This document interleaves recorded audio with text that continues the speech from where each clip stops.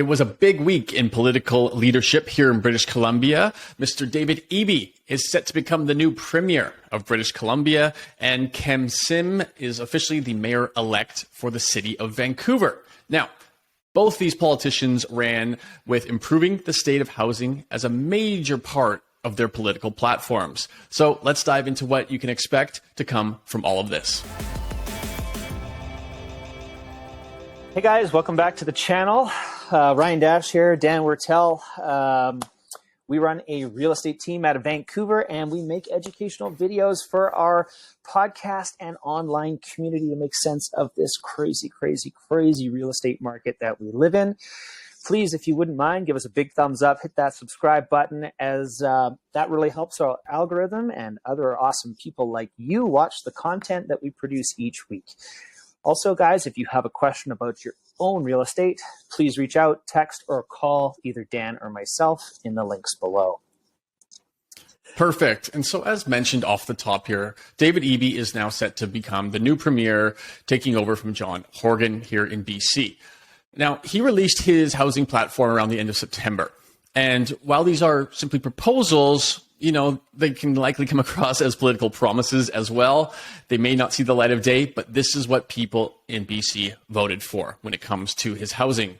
Now, number one, override municipalities and legalize secondary suites across British Columbia.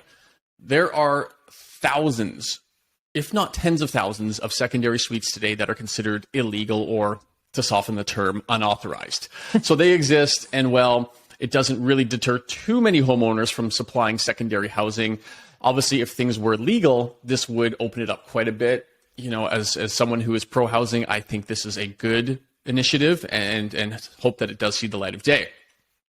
Number two is an interesting one. Allow developers to replace single-family homes with up to 3 units in all major urban centers. Okay, again, the idea is good. The execution, we'll see. I'm not envisioning a triplex in Shaughnessy anytime soon, but again, the intent is great. I mean, this is, you know, basically saying, look, you don't have to worry about rezoning anytime soon. Just go ahead and do it. And you know, some people will, right? Developers will build to the maximum square footage, and as often as possible, as maximum dwellings as possible within that same lot, again, to maximize on profits. Dan, okay. Just before you keep going, I actually really think that there may be a case here, as much as I don't think triplexes or duplexes are really they're not even going to happen on the west side as you say. But what might happen is we might get a basement suite that gets split in two, and we might get 2 legal basement suites underneath, right? Again, trying to make the most of and being efficient as you can, and trying to change as much as we can without implementing a ton of capital cost. I don't, like you said, I think they're great ideas, but again, how they get implemented, how they get executed, we'll see. Right. But hey, at least they're pushing in what I think we consider to be the right direction here. Correct. Yeah. So number 3. Abolish all rental restrictions on strata buildings. Okay. Again, it's very top level. The idea is good. We're talking about removing, of course, the amount of rentals allowed, whether that's 100%, 50%, 25%, 50. They're trying to increase that amount, of course, and likely remove things like age restrictions on there. So a lot of buildings, especially downtown, especially the older ones, 5%, 10% absolute rental caps on these buildings. Will those get pushed to 100? Obviously, there's going to be pushback. But again, if we can increase this ratio overall, we might see some improvement there. We might see some of these empty homes become rental units. Again, most people that have empty homes and are okay to pay the tax, it's because they don't need the money from the rental or want a tenant in their home. Either way, I think this will, in some way, shape, or form, improve the amount of vacancies and therefore tenantable properties moving forward. Okay, number 4. If municipalities, and this is an interesting one, if municipalities fail to meet quotas for new home approvals, the province will intervene to approve. And we're going to jump into, of course, what happened here with Kem Sim here in a moment. But essentially, they are both pushing forward for quicker development approvals to be manageable, to be put into place, essentially.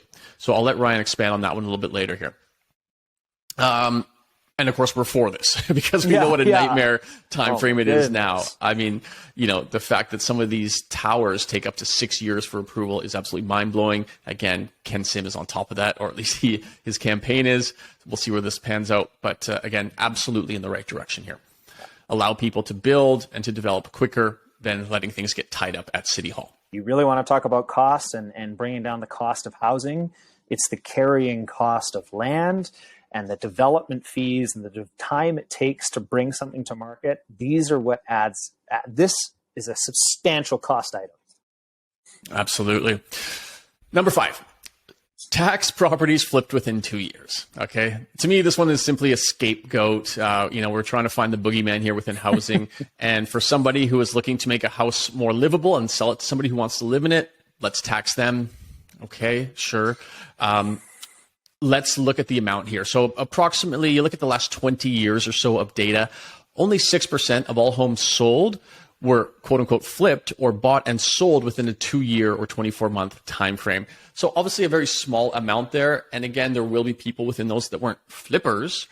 They were likely just having to move for whatever reason. Maybe they got pregnant, maybe they got married. There's an infinite amount of reasons. And I wonder how that's going to affect renovation projects too, right? Those who buy a property, take a year to renovate it, and then take it back to the market, they're going to get penalized for that. That to me doesn't add up. It doesn't. Again, right on this side, you're taxing the supply side instead of fixing it. Exactly. It doesn't quite align. But again, you can't hit them all right in our opinion. You're not going to please everyone. This one to us is a miss. But again, so far he's batting 4 out of 5. So let's keep going. Number 6, again, one that ties in with Ken Sim. Fast track multifamily buildings through the approval process. 100% agree. Great intent. We'll see where she pans out, but please let's see that come to fruition. Last one here, or at least the last one we want to touch on today, is they want to earmark $500 million from where, I don't know, but $500 million, $500 million to buy existing older rental apartments. What are they trying to do here? They're trying to keep people who have lived in older homes in their homes. I get it. Great intent. This might save upwards of 1,500 units, of course, depending on where that $500 million is spent. Regardless, I don't believe where that money is coming from was outlined. Maybe all that empty homes tax dollars that we have yet to verify where it's gone. Anyway, that's the top level notes of the proposal here from David Eby. I think, again, generally, we think he's on the right track with a lot of this, but now it's down to implementation. Let's keep in mind, David Eby's former position here was housing minister. Could he not have initiated some of these in the last 10 years or so?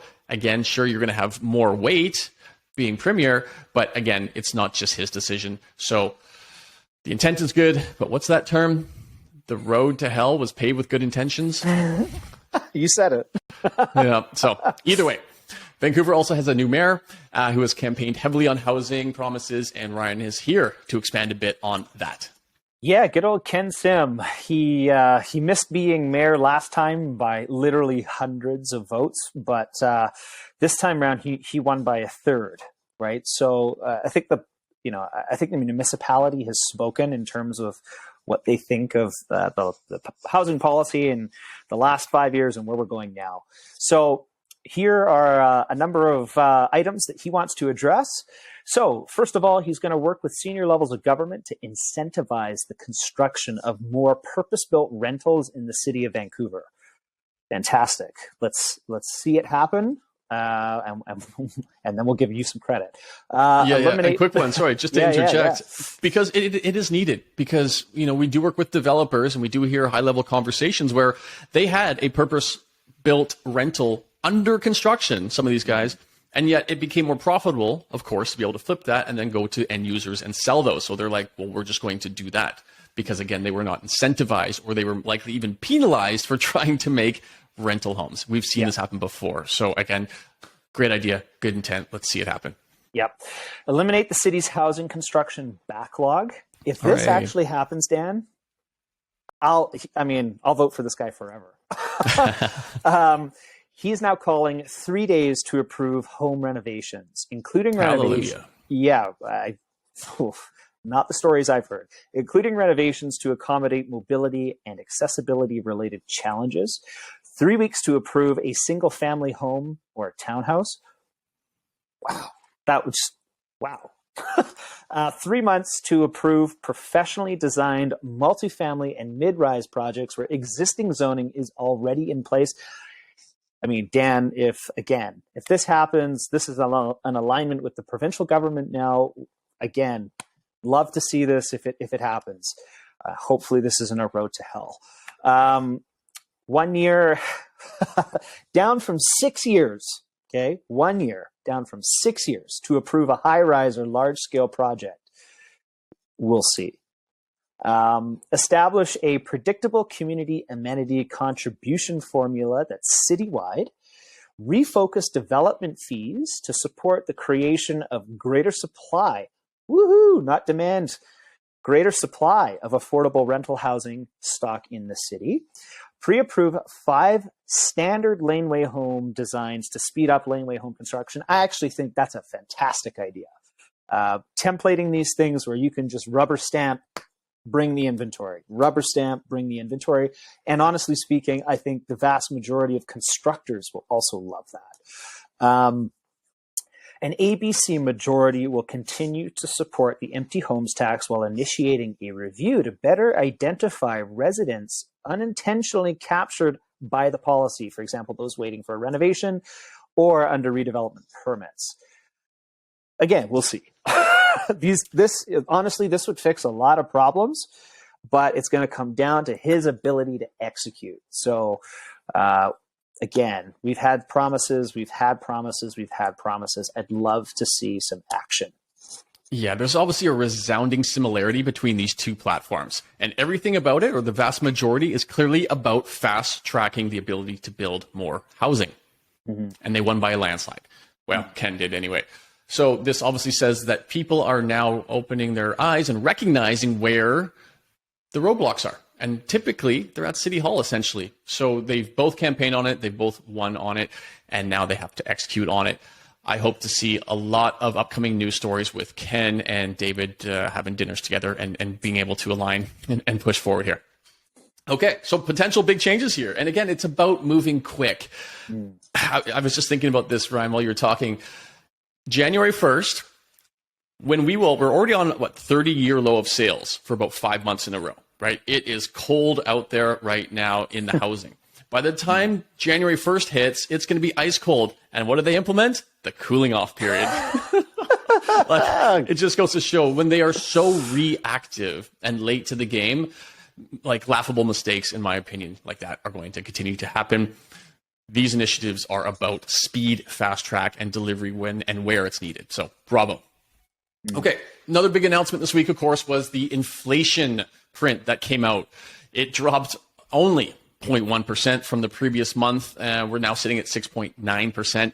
It was the third consecutive drop in inflation in a row.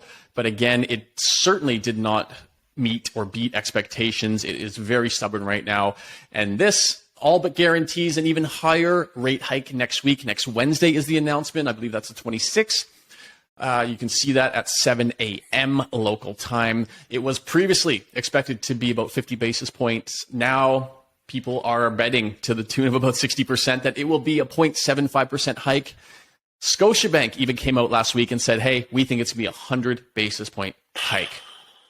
Either way, more pain is going to ensue. These are really high rates. We're now going to be 375 to 400 basis points higher than we were in March. It has never risen this fast in history. Remember when the Bank of Canada said they were going to keep rates low to 2023? I mean, it's a fading memory now. But that being said, after we go through our stats here, I'm going to elaborate a little bit on inflation and why I think we're being told to look at some pieces of inflation and not told to look at other pieces. But we'll get into that in a little bit here. So obviously mortgages are getting to be more and more expensive. Affordability already at an all-time high or low, if you will, because things have never been less affordable. Well, guess what? It's not like you can just sell and go rent, because rents nationwide are also at an all-time high. So as a quick number here, 1 bed, 1 bath homes in Vancouver just hit an average of $2,256 per month. That rate increase slowed from the last few months. It only went up an average of $9 last month, but we're up $227 per month on average in the last 3 months. That's 10%. That's an average. And also, we're in a rent-controlled province. Yikes. Clearly that doesn't work. But again, that's another story. It does look like, though, rents have probably peaked here. We are at the top of the current rental rate increase cycle. It hasn't gone down at all yet. We've been up ever since the pandemic, like on the other side of it, rather. But again, it does look like they have peaked. Housing's peaked and rolled over. Rent has peaked. We'll likely see that roll over a little bit in the upcoming months here. All right, so let's touch on some local listings as well. So the GVRD listings fell to a 20-year low in September. That doesn't surprise me based on the fact that sellers cannot get the numbers they want for their properties, so they're not bringing them to market. We're seeing still just over 10,000 active listings. We were really hoping for a much higher listing number than what we've currently been seeing over the last few months.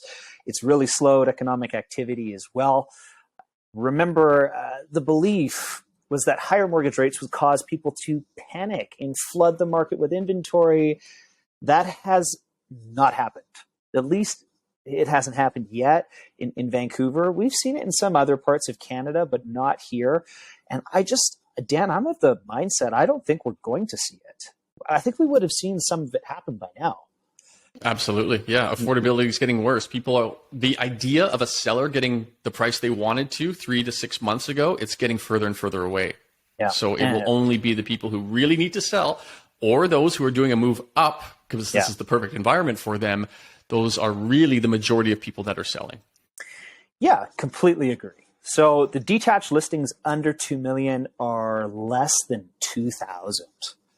Yikes. In 2008, to give you guys some context, in the global financial crisis, there were more than 8,000 of these properties on the market. We are not seeing that now. Again, a very good indicator as to why we feel sellers are going to be able to wait this thing out. Buyers waiting on the sidelines, arguably trying to do the same. But we're just going to come to a crisis point here where buyers are going to be forced because of, we look at the fact that there were 700,000 new, as in our last episode, 700,000 new people in Canada looking for housing since year over year. We continue to bring in what's going to eat into supply. The idea of getting 8,000 detached listings that are under 2 million, to me, is just not even feasible. You're not going to see it. I totally agree. Yeah, it's trending that way. And again, we're going to keep harping on it, but it's the opposite of what people want to hear right now. But the housing shortage crisis still exists. Very few are talking about it, but it will rear its ugly head on the other side of inflation. I guarantee it. Now, with all of these interest rate increases, mortgage renewals are starting to become a hot topic, and they are understandably on a lot of people's minds because most people renew their mortgages within 3, 4, or 5 years here in Canada. And we're coming out of 2 years of all-time low record rates. So what's going to happen in the upcoming years? Well, let's look to history and see what it has done historically. If you look back to the last 30 years, and we're talking about mortgage renewals for the first time. So your first time that you renew a mortgage after buying a home, let's call it 5 years. If you look at the last 30 years, when you renew, for every $100,000 that you have borrowed, that new payment was actually averaged about $80 lower than when you first got your mortgage. Makes sense. If you were to renew today, it's $100 higher for every 100K borrowed. So we're talking a $180 swing on 100K from the average of 30 years to today. That is a massive difference, and understandably why housing has all but frozen here. And Dan, that's after paying it down. That's after paying it down, right? That's what's crazy. So interest payments today in relation to disposable income hit about a 20-year high again, this is why people are pulling back in so many areas. Definitely your luxury consumables, your vacations, boats, watches, these types of things are clearly coming off and not being purchased.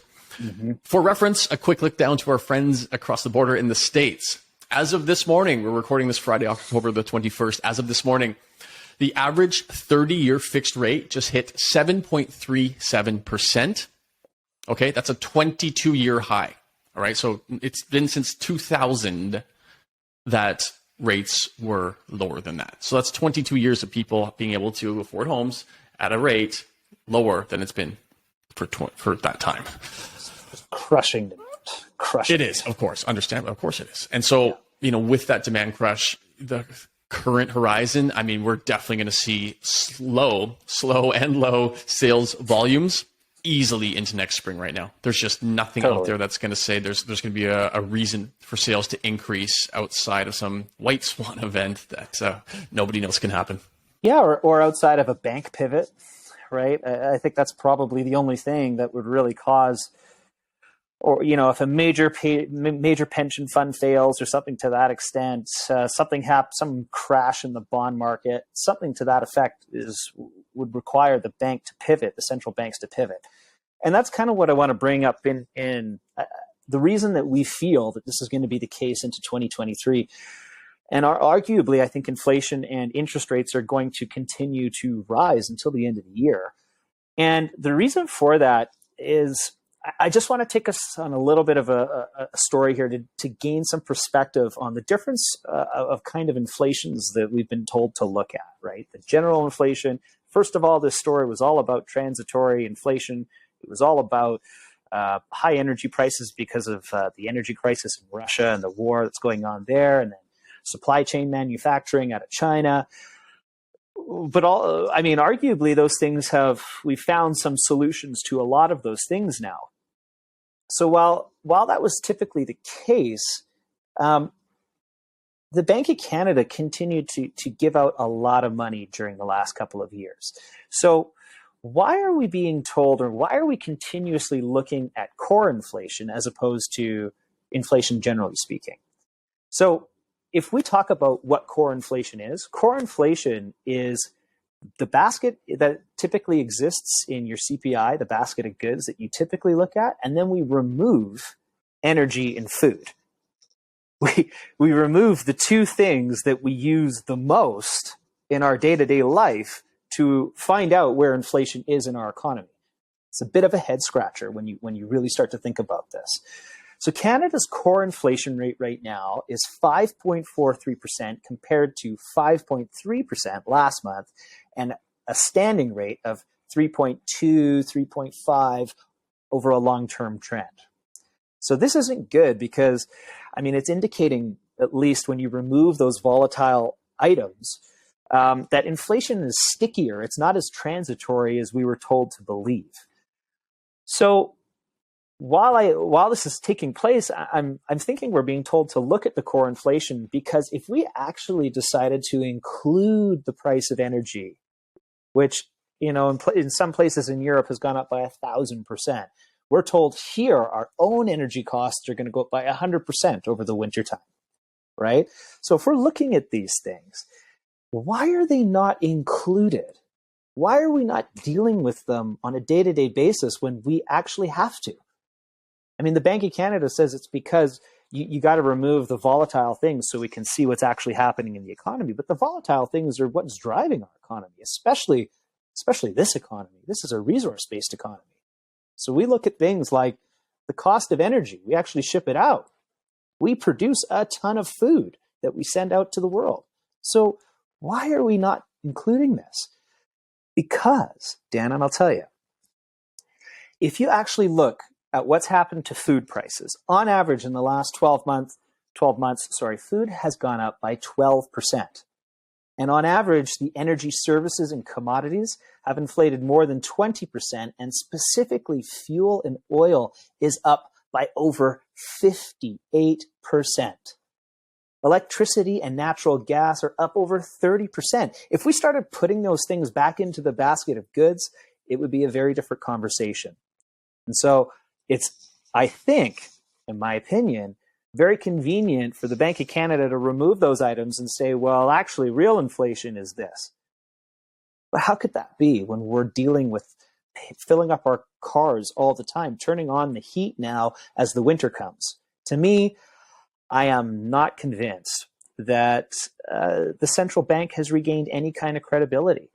And further, if we talk about rents, right, we touched about it briefly. Nationally, rents are up 15.4%, and in metropolitan areas like Vancouver and Toronto, they're up 26, 27% respectively.